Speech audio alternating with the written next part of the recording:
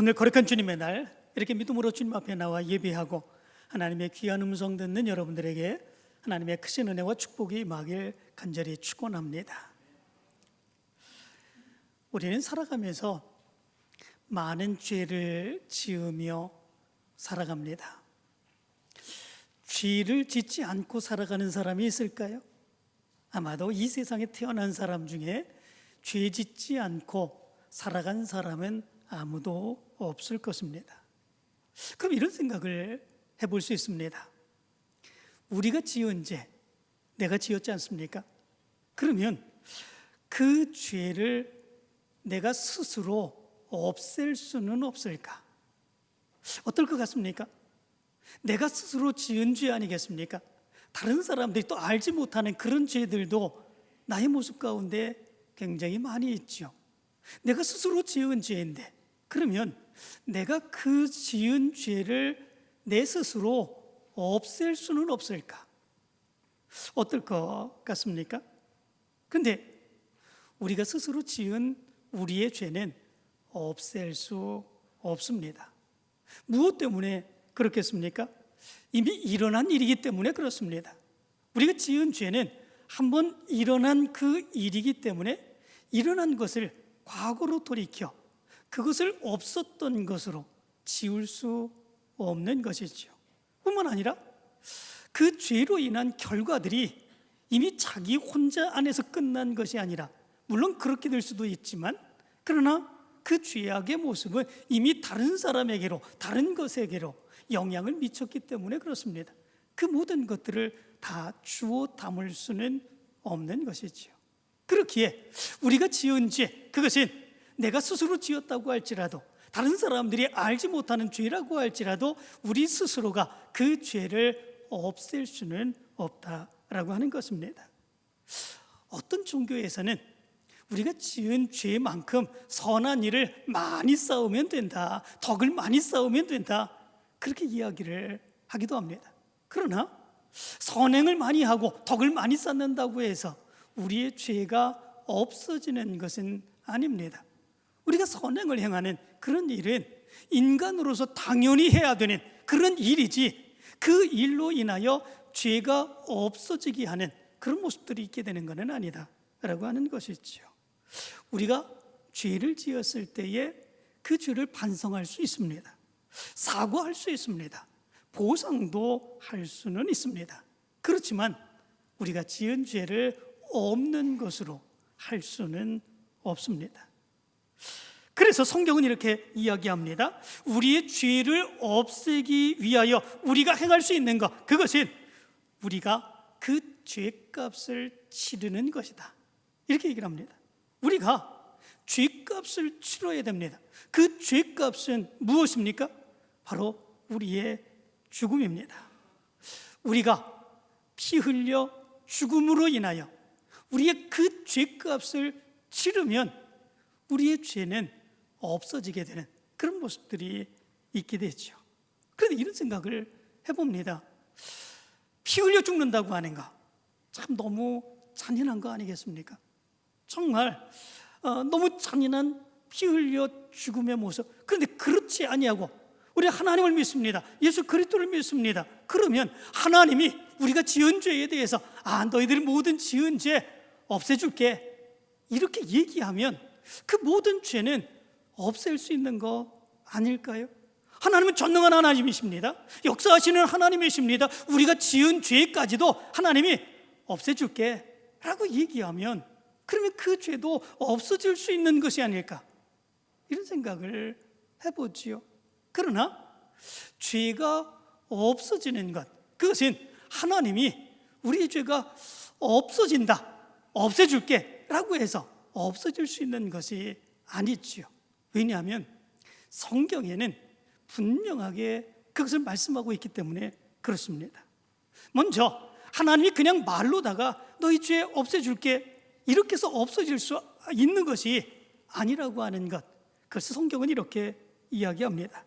죄의 싹은 사망이요, 이렇게 말씀해 주고 있습니다. 로마서 6장 23절은 말씀합니다. 죄의 싹은 사망이요, 죄의 값이 사망이다라고 하는 거죠. 여기에 싹시라고 하는 말인 옵소니아라고 하는 단어입니다.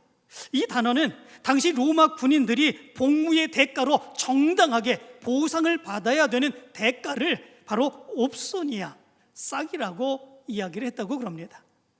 죄를 지으면 반드시 그거에 대한 대가가 있다는 거죠. 그 대가는 무엇인가? 사망이다, 죽음이라고 하는 거지요.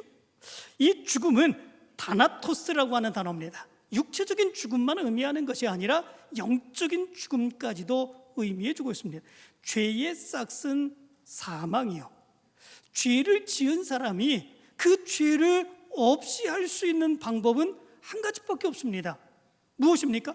죽는 거죠. 그가 지은 많은 수많은 그런 죄, 그 죄악이 없어지려면 그가 죽어야, 그래야 그 죄와 함께 그도 죽어야 그것이 없어지게 되는 것이죠. 그러면 어떻게, 우린 지금 살아가고 있는데 그런데 어떻게 죽을 수 있겠습니까? 성경은 얘기합니다. 피를 흘려야 된다 얘기하고 있습니다. 레위기 17장 11절은 이렇게 말합니다. 육체의 생명은 피에 있음이라 내가 이 피를 너희에게 주어 제단에 뿌려 너희의 생명을 위하여 속죄하게 하였나니 생명이 피에 있으므로 피가 죄를 속하느니라. 이렇게 말씀합니다. 육체의 생명은 피에 있다 이렇게 말씀해 주고 있죠. 여기에서 생명이라고 하는 말은 네피시라고 하는 단어입니다. 이 단어는 호흡 또는 존재 자체를 의미하는 여기에 단어이기도 합니다. 다시 말하면 피는 단순하게 혈액에서, 혈관에서 흐르는 액체를 의미하는 것이 아니라 호흡하는 생명 그 자체, 그것을 의미하는 것, 그것이 성경에서 이야기하는 바로 피다. 육체의 생명은 피에 있다 말씀해 주고 있습니다. 죄를 지은 사람은 반드시 죄의 대가로 그의 생명을 피 흘려서 내놓아야 된다라고 하는 거죠. 그러면 죽는 것입니다. 죽으면 그의 죄의 대가를 치르게 되는 그런 모습들이 있게 되죠. 죄 지은 사람은 그 죄값으로 그 생명을 내놓아야 됩니다. 죽어야 됩니다. 그런데 여기서 하나님의 긍휼, 하나님의 자비가 나타나게 됐죠. 하나님께서는 그가 지은 죄값으로 자비롭게 짐승의 피, 곧 생명을 대신 받아주시고 그것을 인정해 주셨습니다. 그가 죄값을 치른 것으로 인정해 주셨죠. 그것이 구약의 제사입니다. 구약에 보면 죄를 지은 사람이 한 마리의 양을, 순전한 양을 이끌고 제사장 앞에 서게 됩니다. 그리고 두 손으로 양의 머리 위에 손을 얹고 안수를 합니다. 그 안수를 행하는 그 이유는 내 죄를 이 양에게 전가한다라고 하는 의미를 가지고 있습니다. 나의 거짓말, 나의 탐욕, 나의 미움, 내가 지은 모든 죄, 그것이 없애기 위하여 이제 자기의 그 모든 그런 것들, 죄악을 그 양에게 전가를 시키는 거죠. 그리고 난 뒤 그 안수한 그 사람은 칼을 가지고 양의 목을 찌르게 되죠. 그 양은 이 사람의 죄를 대신 지고 그 피를 흘리게 되는 그런 모습들이 있게 되죠. 그리고 제사장은 그 피를 받아서 제단에 나아가 제단에다가 뿌리게 되는 그런 모습들이 있게 되죠. 양은 잘못이 없습니다. 그렇지만 그 사람의 죄악을 대신 담당하기 위해서, 대신 받기 위해서 이제 그 죄를 안고 대신 죽게 되는 그런 모습들이 있게 되는 거죠. 내가 죽어야 되는데 죄값으로 이 양이 대신 죽게 되는 거죠. 왜 이렇게까지 해야 되는 것이겠습니까? 생명이 피에 있으므로 피가 죄를 속하느니라. 성경은 그렇게 말씀하고 있습니다. 생명이 피에 있으므로 피가 죄를 속하느니라. 속한다고 하는 말은 카파르라고 하는 단어입니다.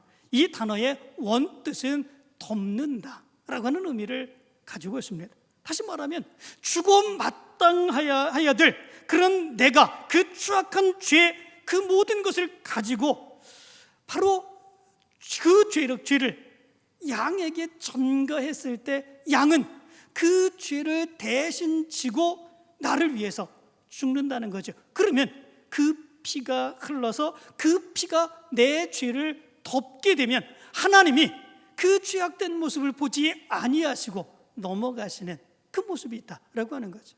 내 죄악이 없어지는 것은 아닙니다. 대신 그 짐승이 내 죄를 지고 피 흘림으로 인하여 내 죄가 덮어지는 그런 모습들이 있는 거죠. 그래서 짐승의 피로 죄 용서함을 받는 구약시대 때의 의식적인 죄 용서함의 모습, 그것은 영원한 것이 아닙니다. 일시적인 그런 모습들이 있죠. 그 유효기간이 짧습니다.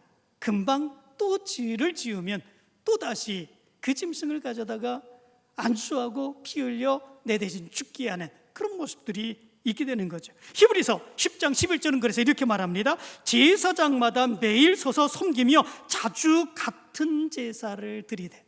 무엇 때문에 그렇습니까? 죄를 짓고 또 지을 수밖에 없는 그 모습들 때문에 그렇습니다. 이스라엘 백성들 전체를 위하여 대속죄일에는 이 대제사장이 짐승의 피를 가지고 바로 이제 지성소로 들어가 그들의 죄를 용서하는 받기를 구했습니다. 그때에 그 죄도 마찬가지로 일시적인 그런 모습들이었습니다. 히브리서 10장 3절과 4절은 이렇게 말합니다. 그러나 이 제사들은 해마다 죄를 기억하게 하는 것이 있나니 이는 황소와 염소의 피가 능히 죄를 없이 하지 못함이라. 이렇게 말씀해 주고 있습니다. 오히려 역설적으로 그 죄를 용서함 받기 위해서 해마다 그렇게 행하는 그런 모습들이 있었는데 오히려 그 일들이 그 죄를 더 많이 기억나게 하는 그런 모습들이 있게 된다. 이렇게 말씀해 주고 있는 것이죠. 그래서 히브리서 9장 10절은 이렇게 말합니다. 이런 것은 먹고 마시는 것과 여러 가지 씻는 것과 함께 육체의 예법일 뿐이며 개역할 때까지 맡겨둔 것이니라. 이렇게 말합니다. 이것은 짐승의 피로 우리의 죄를 씻는 것, 내 죄를 대신해서 짐승이 피 흘려 죽게 되는 이것은 의식적인 정결함을 유지하기 위한 그런 것일 뿐 개역할 때까지는 그렇게 맡겨둔 거다. 이렇게 말씀해 주고 있습니다. 완전하게 죄가 용서함 받기, 바로 그 전까지는 이렇게 의식적으로 죄가 용서함을 받았다고 하는 확신을 가지고 살아가게 하시는 하나님의 배려임을 얘기해 주고 있습니다. 개역할 때까지 맡겨둔 것이라. 개역이라고 하는 것이 무엇입니까? 이 단어는 디오르토시스라고 하는 단어입니다.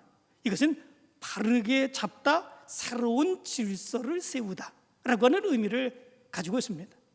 완전하게 우리의 죄를 용서해 주실 수 있는, 완전하게 우리의 죄를 대신 담당하고 죽으실 수 있는 그분이 오실 때까지, 그래서 그분이 오셔서 새로운 질서를 잡을 바로 그때까지 우리는 그런 의식적인 짐승으로 인하여 우리 죄를 그 짐승이 피 흘려 대신 덮는 것으로, 그래서 내 죄가 용서함을 받았다, 이렇게 살아가는 것으로 이렇게 살아갈 수밖에 없다고 하는 사실을 얘기해 주고 있는 것이죠.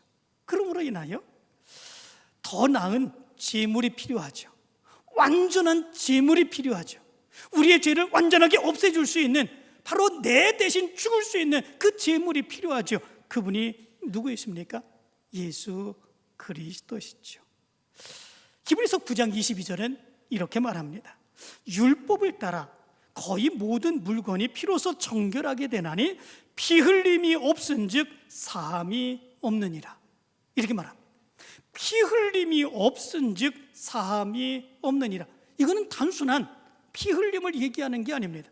짐승이 내 죄를 대신해서 피 흘리는 것이 아닙니다. 이 피 흘림이라고 하는 단어는 성경에 여기에 한 번 딱 기록되어 있습니다. 이 피 흘림이라고 하는 단어는 하이마테 크퀴시아라고 하는 단어입니다.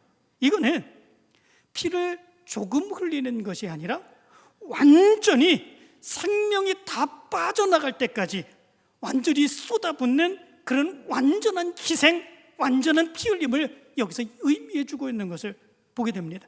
그렇게 할 때에 바로 우리의 죄가 완전한 죄값을 치르고 우리가 죽은 모습으로 이제는 더 이상 우리의 죄가 기억되지 아니하고 우리는 다시금 살아날 수 있는 그런 모습들이 있게 됨을 얘기해 주고 있는 것을 보게 됩니다. 우리가 죄를 지었을 때에 죄의 값은 사망이라, 그렇기 때문에 하나님조차도 그냥 내가 용서해 줄게 그 말 한마디로 용서받을 수 있는 것이 아님을 말씀을 드렸죠. 죄의 값을 치러야 됩니다. 피를 흘려야 됩니다. 죽어야 되는 거죠. 죽지 않으면 죄는 그대로 있을 수밖에 없습니다. 그런데 두 번째 이유가 있습니다. 그 이유는 뭐냐면 하나님이 공의의 하나님이시기 때문에 그렇습니다. 공의라고 하는 말이 무슨 말이겠습니까? 어느 한쪽으로 치우치지 않고 누구에게나 평등하게 적용되는 올바른 기준, 이것을 공의라고 얘기를 합니다. 하나님은 사랑의 하나님이십니다. 동시에 하나님은 공의의 하나님이십니다. 그런데 우리가 죄를 지었습니다. 죄를 지었는데 그냥 없다고 이야기해 주는 것, 그게 공의가 될 수 있습니까? 아닙니다. 그건 공의가 될 수 없습니다. 어떤 사람은 죄를 지었을 수 있습니다. 어떤 사람은 죄를 짓지 않았을 수 있습니다. 그런데 죄를 지은 사람에게 죄가 없다고 얘기하는 것, 그건 공의가 아닙니다. 죄를 짓지 않은 사람에게는 불평, 불만, 그리고 불평등한 그런 모습들이지요. 그러므로 인하여 말로 행하는 그런 모습들은 공의가 아니라 불의가 되는 그런 모습들이 있게 되죠. 말로만 죄의 값을 받지 아니하고 죄를 없애준다고 하는 것, 그것은 하나님의 공의에 맞지 않는 그런 것이다 라고 하는 거죠. 죄를 지었으면 반드시 그 죄에 대한 대가를 치를 수 있어야 됩니다. 그것이 하나님의 공의입니다. 미국 한 법정에서 이런 일이 있었다고 그러죠. 한 노파가 굶주린 손주들을 위해서 어쩔 수 없이 빵을 훔쳤습니다. 그러나 잡히게 되었죠. 판사는 법대로 판결을 해야 되는 것이지요. 그래서 이렇게 판결을 했다고 합니다. 당신은 법을 어겼으므로 벌금 $10를 내야 됩니다. 그렇지 않으면 감옥에 가야 됩니다. 그렇게 판결을 내렸다고 그러죠. 그런데 아이들을 위하여 빵을 살 수조차 없었던 그 사람이 $10가 어디에 있겠습니까? 결국은 감옥에 갈 수밖에 없는 그런 모습들이 있는 것이요. 안타깝고 불쌍한 그 모습이죠. 그때에 그 판사가 법복을 벗고 내려와서 자기 지갑에서 $10를 꺼내서 법정에 내었다고 그럽니다. 법의 위엄을 지키기 위해서, 법의 기준을 지키기 위해서 벌금 $10를 대신 내준 거죠. 그리고 그 노파는 이제 풀려나게 되는 그런 모습들이 있게 된 거죠.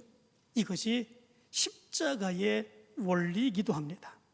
하나님은 우리를 그냥 용서하고 싶으셨습니다. 그렇지만 죄의 대가는 반드시 물어야 됐습니다. 그것이 공의의 하나님, 하나님 말씀을 주신 하나님의 법칙입니다.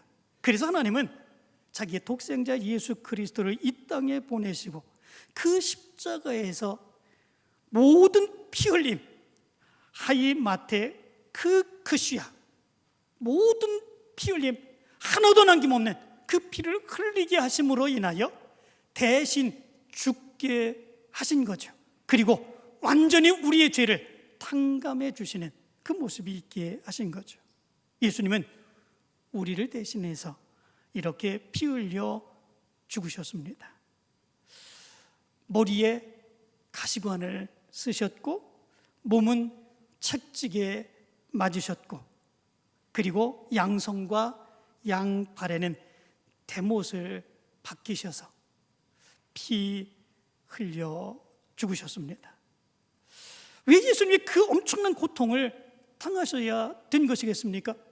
그것은 우리가 지은 그 죄값을 대신 치르기 위해서, 그 죄값으로 우리를 위해서 그 모든 피를 다 흘리신 것이지요.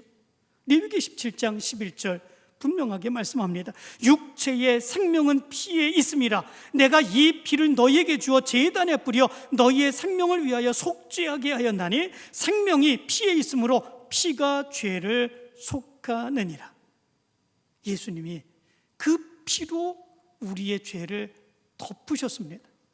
우리의 죄가 하나님이 보시기에 보이지 않게 그 모든 피를 다 흘리신 거죠.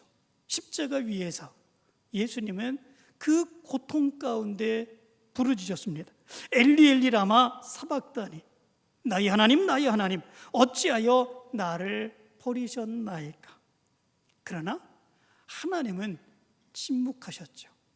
당신의 아들 예수 그리스도가 십자가에서 절규하며 그 고통 가운데 부르짖는데도 불구하고 하나님은 역사하지 아니하시고 십자가에서 그를 내려주시지 아니하셨습니다. 철저한 유기, 무엇 때문에 그렇습니까? 그것이 우리를 위하여 대신 죗값을 치르시는 예수 그리스도의 그 모습이었기 때문에 그렇습니다. 그렇기에 철저하게 유기된, 버림받은 그 모습으로 우리의 죄를 대신 받으신 예수 그리스도의 모습이었죠. 예수님의 피는 짐승의 피와 다릅니다. 죄 없는 하나님의 아들로서의 피지요. 단번에 드려진 그 피입니다.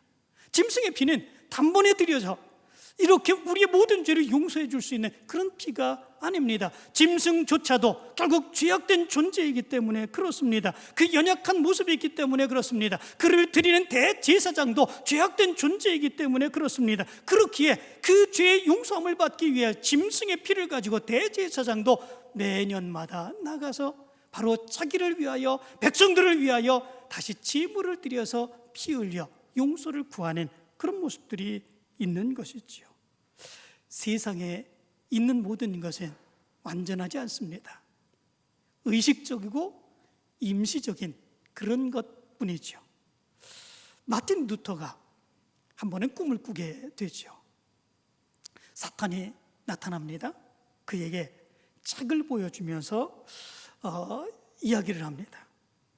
그런데 그 책에 보니까 자기가 어렸을 때부터 지은 그 모든 죄가 다 기록이 되어 있습니다. 그 책을 가진 사탄이 얘기합니다. 이것이 사실이냐? 정말 두꺼운 그 책에 자기가 지은 모든 죄들이 다 기록되어 있습니다. 부인할 수 없었지요. 그렇다 얘기를 하죠. 그 다음에 사탄이 루터에게 이야기합니다. 내가 이런 더러운 죄를 짓고 구원을 얻겠다는 말이냐? 이렇게 이야기합니다. 그 말을 들을 때에 이 루터는 낙심하고 절망하는 그런 모습들이 있게 되죠. 그러나 그때 위로부터 음성이 들립니다. 그리스도의 보혈이 우리의 죄를 깨끗이 씻었느니라. 그리고 또 들려옵니다. 그리스도의 보혈이 그 죄를 지우고 우리의 죄를 깨끗하게 한다고 기록하라. 그런 음성이 들려오게 되지요. 그 말을 들려올 때에 사탄이 물러가게 되었다는 것이죠. 루터가 꾼 꿈의 이야기이기도 하지만 예수 그리스도의 피가 바로 우리를 어떻게 구원하였는가라고 하는 것, 우리의 죄를 어떻게 사해주고 용서해 주었는가라고 하는 그런 것을 이야기해 주는 그런 이야기입니다. 예수 그리스도의 십자가에서의 피, 그것은 우리를 위한 완전한 희생의 피입니다. 그 피가 우리를 덮었고 우리의 죄는 그것으로 인하여 용서함을 받게 되는 그런 모습들이 있게 되었습니다. 그 모습으로 우리는 그 은혜의 감격과 그 사랑을 기억하며 살아갈 수 있는 그 모습이 있어야 되는 거죠. 성경 말씀 가운데 보면 예수님이 약 3시간가량 채찍을 맞았다고 이야기를 합니다. 9시간가량 십자가에서 피를 흘렸습니다. 머리에 가시관을 쓰시고 그 머리에서 피가 흘러내렸죠. 양손과 양팔 못에 박히며 그 양손과 양팔에서 피가 흘러내렸죠. 엄청난 그런 피의 모습들, 왜 이렇게까지 예수님이 고통을 당하시는 그 모습이 있으시고 피 흘려야 되셨는가? 그것은 우리의 그 모든 지은 죄를 상징해주고 있기 때문에 그렇습니다. 우리가 살아가면서 머리로 죄 지은 것이 얼마나 많습니까? 생각으로 지은 죄가 얼마나 많습니까? 살아가는 모든 모습에서 우리가 죄 짓는 모든 모습들이 우리의 머리에서, 우리의 생각에서 나오는 그런 모습들이 있게 되지요. 바로 그 지은 죄에 대한 피 흘림, 또 우리의 손이 죄 지은 것이 얼마나 많습니까?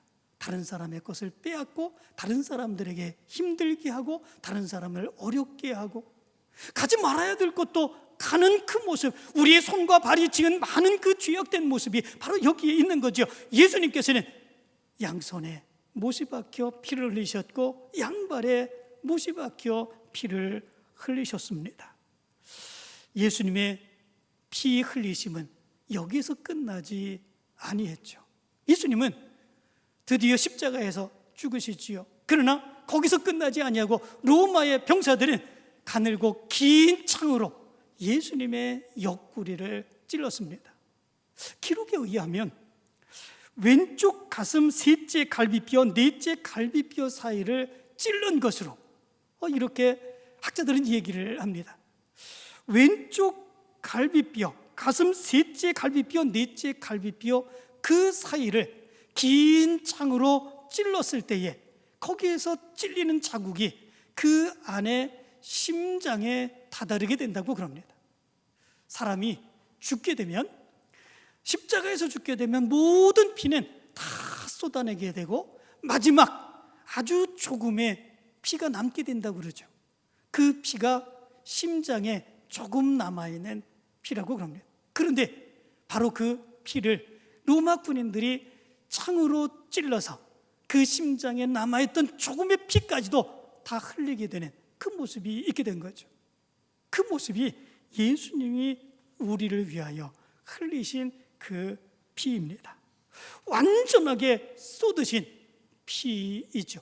우리를 위하여 대신 그 죄를 지고 대신 죽으시는, 피 흘려 죽으신 바로 그 모습이 십자가상에서의 예수 그리스도의 피인 것을 보게 됩니다. 예수 그리스도의 피 흘리게 되심에 그 값어치는 어느 정도가 될까? 구약 성경의 말씀 가운데 보면 이스라엘 백성들이 자기의 죄 용서함을 얻기 위하여 짐승을 죽여 피 흘렸지 않았습니까? 그런데 수없이 많은 그런 짐승들이 그 죗값으로 죽어갔죠. 특별히 솔로몬이 한 번 하나님 앞에 제사를 드릴 때에 1천 번제를 드렸다고 했습니다. 그 1천 번제라고 하는 것은 1000마리의 희생으로 번제를 드리는 그 모습이죠. 1000마리가 죽은 것입니다. 열왕기상 8장의 말씀 가운데 보면 이스라엘 백성들을 위한 화목제물을 하나님 앞에 드리는데 소가 22,000마리, 양이 12만 마리라고 되어 있습니다. 6월절마다 이스라엘 백성들은 그 가족들 수대로 15명당 한 마리씩 양을 잡습니다. 자기들 대신하여 죽은 바로 그 양들을 기념하며 그 양 고기를 먹으며 6월절 절기를 지키죠. 출애굽할 때에 그 인구가 약 250만 명에서 300만 명 정도 되었을 거라고 그럽니다. 그러니까 그 양의 숫자, 죽은 숫자가 약 16만 마리나 된다고 그럽니다. 솔로몬 당시에 인구가 600만 정도 되었다고 그럽니다. 그렇기 때문에 그 600만 명이 다 먹는 그런 이제 죽는 그런 짐승 양의 숫자는 50만 마리나 된다고 그러죠. 그리고 죄 용서함을 받기 위하여 그 이후로 2000년 동안 계속 의식적인 결례를 치르기 위해서 수많은 양들이 죽어갔습니다. 어떤 학자는 얘기하길 10억 마리 이상 된다 얘기를 합니다. 그 값어치도 대단한 그런 모습들이 있죠. 그러나 그런 것들은 불완전한 그런 제사의 모습이죠. 예수 그리스도께서는 완전한 죄 없으신 완전한 피를 흘리시며 우리를 대신해서 죽으셨습니다. 그렇다면 예수 그리스도께서 우리를 위하여 피 흘리신 그 피의 가치가 어느 정도 될까? 짐승들의 그 숫자를 헤아리며 그 가치를 세워야 되겠습니까? 아닙니다. 오히려 그것의 가치를 헤아릴 수 없는 그런 모습들이 있게 되죠. 무엇 때문에 그렇습니까? 그것은 하나님의 아들로서 우리의 죄를 대신해 준 바로 그 피의 값이기도 하고, 우리를 사랑하여 주셔서 값없이 주신 바로 피의 대가이기 때문에 그렇습니다.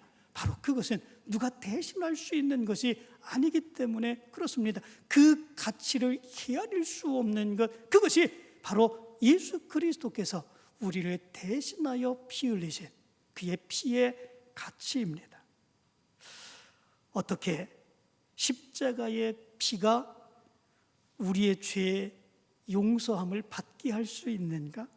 성경의 대답은 분명합니다. 생명이 피에 있기 때문에 그렇습니다. 그래서 예수님께서는 십자가에서 우리를 대신하여 죽으셨고, 당신의 전부인 피를 십자가에서 쏟아내셨고, 그리고 우리의 죄 지은 대가를 우리가 죄에서 죽어야 끝나는데 예수님이 대신 죽어주셨습니다. 그것으로 인하여 우리의 모든 죄는 사함받게 되는, 우리는 새로운 삶을 살게 되는 그런 놀라운 은혜와 역사를 얻게 된 것이죠. 스펄전 목사님은 그런 얘기를 했습니다. 성경을 짜보아라. 거기서 피가 나올 것이다. 구약을 짜면 희생 제물의 피가 나올 것이고, 신약을 짜면 예수 그리스도의 피가 나올 것이다. 성경에서 피를 빼버리면 그것은 아무런 생명력 없는 도덕책에 불과하다. 이렇게 이야기를 했습니다. 예수님께서는 우리의 모든 죄를 없애주시기 위해서 당신의 몸에 모든 피를 흘리셨습니다. 십자가에서 죽으셨습니다. 우리는 예수 그리스도로 인하여 이제 죄 없는 하나님의 자녀가 되어서 기쁨으로, 은혜로 살아갈 수 있게 된 것이죠. 이것이 십자가성의 예수 그리스도의 우리를 위해 흘리신 피의 이유입니다. 이제 사순절을 지내면서 나를 위해서 피 흘려 죽으신 예수 그리스도를 묵상하시며 그 은혜에 감사하며 믿음으로, 기쁨으로 하나님의 영광을 위하여 살아가는 여러분들 되시기를 간절히 축원합니다.